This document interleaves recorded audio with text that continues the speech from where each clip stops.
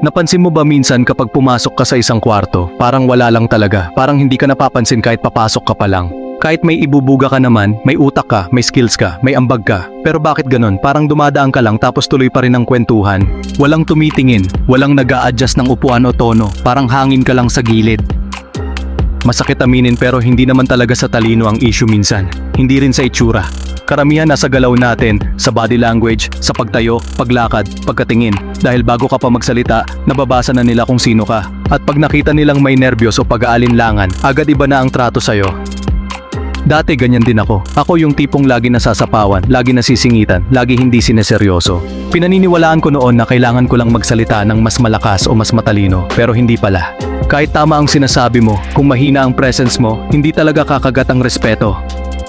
Hanggang sa may natutunan ako na simpleng bagay pero sobrang lakas ng epekto. Hindi ko binago ang mga salita ko, hindi ko binago ang personalidad ko.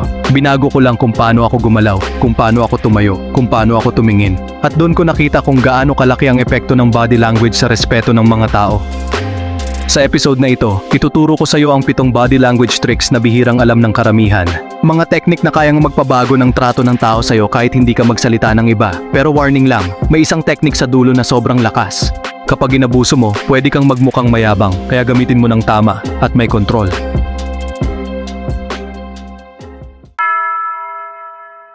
May isang bagay na agad naghihiwalay sa mahina at malakas na presence, at iyon ay ang pagiging kalmado. Pansinin mo ang isang taong nerbyoso, hindi mapakali ang paa, galaw ng galaw ang kamay, ayos ng damit. Kahit wala pa siyang sinasabi, ramdam mo na agad ang kaba, at kapag naramdaman ng iba ang kaba mo, automatic bumababa ang tingin nila sa'yo. Ang problema, karamihan sa lalaki hindi nila namamalayan na sobra ang galaw nila. Lipat ng bigat bawat ilang segundo, tapik sa mesa, kamot sa leeg, tingin sa paligid na parang may hinahanap. Lahat ng maliliit na galaw na yan, sumisigaw ng isang bagay, hindi siya sigurado sa sarili niya. At ang mundo, mabilis umamoy ng pag-aalinlangan.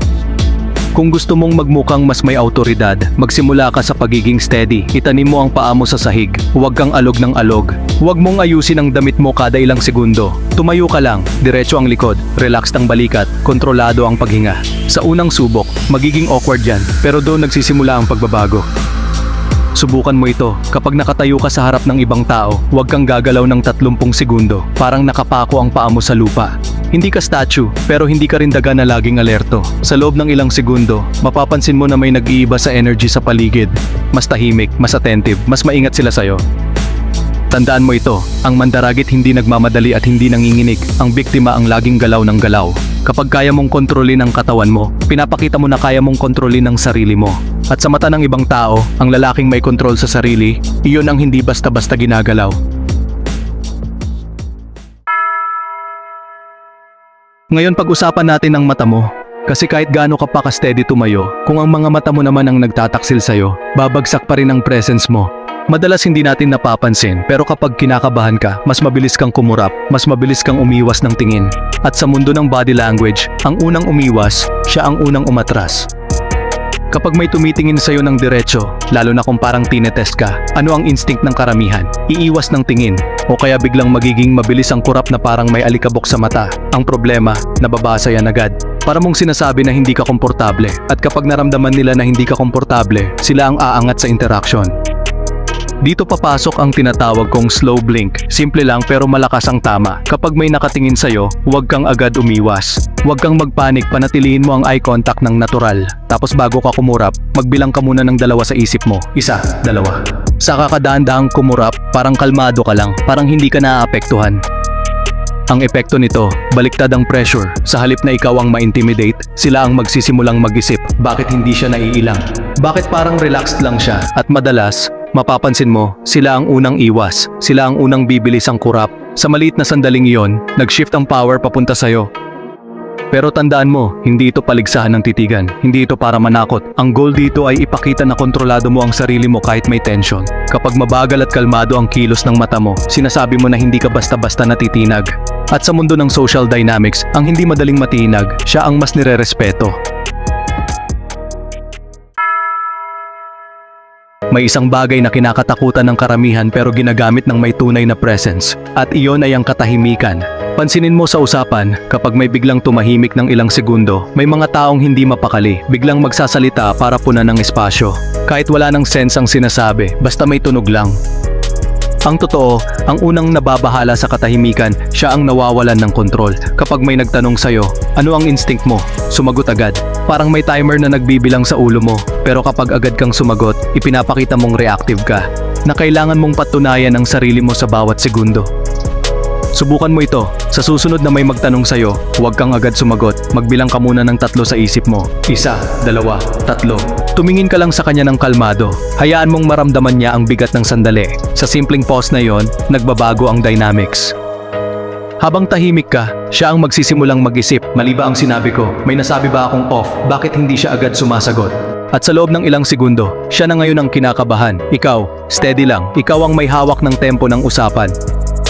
Tandaan mo, ang taong kayang maging komportable sa katahimikan, hindi madaling ma-pressure. Ang hindi nagmamadali magsalita, mukhang mas may lalim, mas may timbang ang bawat salita.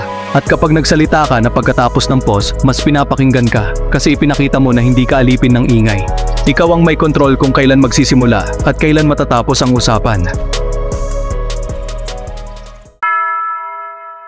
Bago ka pa magsalita, bago ka pa makipagkamay o ngumiti, may isang bagay nang nagsasalita para sa'yo, at iyon ay ang paraan ng paglalakad mo. Sa unang 3 segundo pa lang, may nabubuo ng impresyon ng mga tao. Desperado ba ito? Nerbyoso ba ito? O kalmado at may kontrol ba ito? Pansinin mo ang karamihan, naglalakad na parang laging may hinahabol, mabilis ang hakbang, nakayuko ang ulo, parang ayaw makasalubong ng tingin. Minsan pa nga may konting talbog sa bawat hakbang, parang hindi sigurado kung saan pupunta. At kahit hindi nila alam, sinasabi ng katawan nila na hindi sila komportable sa espasyo. Ngayon ito ang adjustment. Hindi mo kailangan maglakad na parang slow motion sa pelikula. Bawasan mo lang ng 20% ang bilis mo. Konti lang, sapat para maging mas deliberate ang bawat hakbang. Itapak mo ang paa mo na parang may bigat. Diretso ang likod, relaxed ang balikat. Ang baba mo ay dapat level lang. Isipin mo na naglalakad ka sa tubig, hindi ka nagmamadali, pero hindi ka ring mabagal. Smooth ang galaw, kontrolado ang bawat hakbang. Kapag ginawa mo ito, may mararamdaman kang kakaiba. Parang mas solid ang tindig mo, mas buo ang presence mo. At mapapansin mo, mas tumitingin ang mga tao sa'yo. Tandaan mo ito, kapag nagmamadali ka, mukhang may hinahabol ka. Kapag steady at kontrolado ang lakad mo, mukhang ikaw ang hinahabol ng oras. At sa mundo ng social dynamics, ang taong hindi nagmamadali, siya ang mukhang mas may halaga. Dahil ipinapakita niya na hindi siya basta-basta tinutulak ng paligid, siya ang may sariling tempo. Kapag pumapasok ka sa isang lugar, ano ang unang ginagawa mo? Karamihan agad nagsasalita, ngumingiti ng sobra, nagpapaliwanag kung bakit late. Parang kailangan agad tanggapin ng lahat. Pero dun pa lang, ibinibigay mo na ang power mo. Ipinapakita mong naghahanap ka ng approval. Subukan mo ang kabaligtaran. Sa susunod na pumasok ka sa isang kwarto, huminto ka muna sa may pinto. 3 segundo lang, huwag ka agad magsalita. Huwag ka agad ngumiti ng pilit. Tumingin ka sa paligid ng kalmado. Parang sinusukat mo ang energy ng lugar. Parang ikaw ang nagdedesisyon kung sasali ka ba o hindi. Sa 3 segundong iyon, may nangyayari sa isip ng mga tao. Napapansin ka nila kahit wala kang sinasabi. Napuputol sandali ang usapan. May mga mapapatingin. At dahil hindi ka agad nagsalita, napipilitan silang i-acknowledge ang presence mo. Hindi ka na background. Mahalaga rin ang expression mo. Huwag mayabang ang tingin. Huwag din mukhang takot. Neutral lang. Relaxed ang muka. Steady ang mata. Gumawa ka ng maikling eye contact sa 2 o 3 tao. Tapos saka ka gumalaw papasok. Hindi mo kailangang magmadali. Ang simpleng pause na iyon, nagsasabi ng isang malakas na mensahe.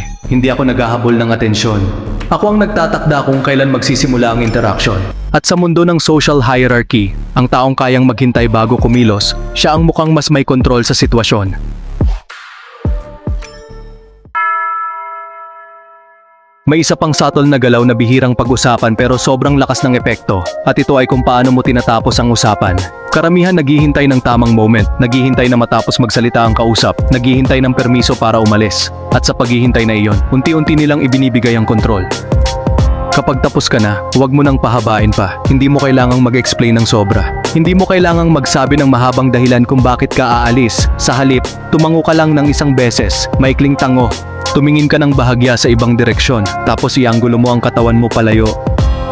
Sa simpleng galaw na yon, malinaw ang mensahe. Tapos na ako. Hindi ito rude kung tama ang timing. Ito ay pagpapakita na alam mo ang halaga ng oras mo. At kapag naramdaman ng kausap na hindi ka kumakapit sa usapan, mas nirerespeto niya ang limitasyon mo. Pero maging maingat, kapag ginawa mo ito sa bawat maliit na interaction, magmumukha kang mayabang o malamig. Ang power move ay epektibo lang kapag may kontrol at tamang paggamit. Piliin mo ang sitwasyon. Gamitin mo lang kapag kailangan mong ibalik ang balanse. Tandaan mo, ang taong marunong magsimula ng usapan ay may kumpiyansa. Pero ang taong marunong magtapos ng usapan sa sariling termino, may tunay na kontrol. At sa social dynamics, ang may kontrol sa simula at wakas, siya ang mas may hawak ng power. Ngayon, ito na ang pinakadelikadong prinsipyo sa lahat, control discomfort. Hindi ito tungkol sa pananakot o pagiging mayabang. Ito ay tungkol sa kakayahan mong manatiling kalmado habang ang ibang tao ay bahagyang naiilang. Dahil sa social dynamics, ang taong mas komportable sa tension, siya ang kadalasang may hawak ng kontrol. Kapag kaya mong tumahimik ng mas matagal kaysa sa iba, kapag kaya mong tumingin ng steady, kapag hindi ka agad nag-a-adjust para gumaan ang pakiramdam ng kausap, may konting pressure na nabubuo.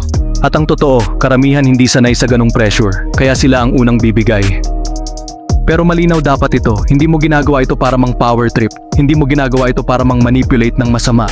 Ginagawa mo ito para hindi ka na maging madaling itulak, madaling sindakin, madaling maliitin. Ang discomfort na nililikha mo ay hindi para manakit, kundi para magtakda ng boundary. Kapag nasanay ka na hindi agad nagre-react, hindi agad ngumiti para lang gumaan ang sitwasyon, hindi agad nag-explain para lang tanggapin, unti-unti mong mararamdaman ang shift, mas maingat ang mga tao sa tono nila. Mas iniisip nila ang sasabihin nila sa'yo dahil ramdam nila na hindi ka basta-basta natitinag. Ito ang sikreto, ang tunay na power ay hindi malakas ang boses, hindi rin agresibo ang galaw. Ang tunay na power ay ang kakayahang kontrolin ang sarili mo kahit may tension sa paligid. At kapag ikaw ang pinakakalmado sa kwarto, kahit may konting discomfort, ikaw ang nagiging sentro ng gravity. Hindi dahil pinilit mo, kundi dahil hindi ka gumalaw. Ngayon, pag-usapan natin ang pinakamahalagang aral sa lahat. Ang kapangyarihan sa kwarto ay hindi nanggagaling sa kung gaano ka katangkad o kung gaano ka kalakas magsalita. Nanggagaling ito sa kung paano mo pinapakita ang sarili mo bago ka pa magsalita. Kapag kaya mong kontrolin ang presence mo, hindi mo na kailangan humingi ng atensyon.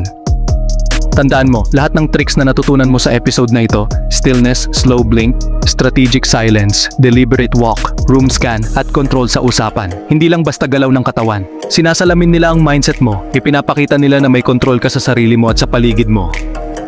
Kapag may hawak ka na ng mindset na ito, automatic nagbabago ang dynamics. Mas pinapakinggan ka, mas nirerespeto ka. Hindi mo na kailangan pilitin ang respeto. Ang respeto ay dumadating sa natural na paraan. Dahil ipinakita mo na hindi ka basta-basta tinutulak ng paligid. At ang pinakamahalaga, huwag mong abusuhin ang mga teknik na ito. Kapag ginawa mo ito ng tama, nagiging tool ito ng influence at leadership. Kapag ginawa mo ng sobra, nagiging intimidation o arrogance. Kaya gamitin mo ng maingat. Piliin ang tamang pagkakataon at tamang tao.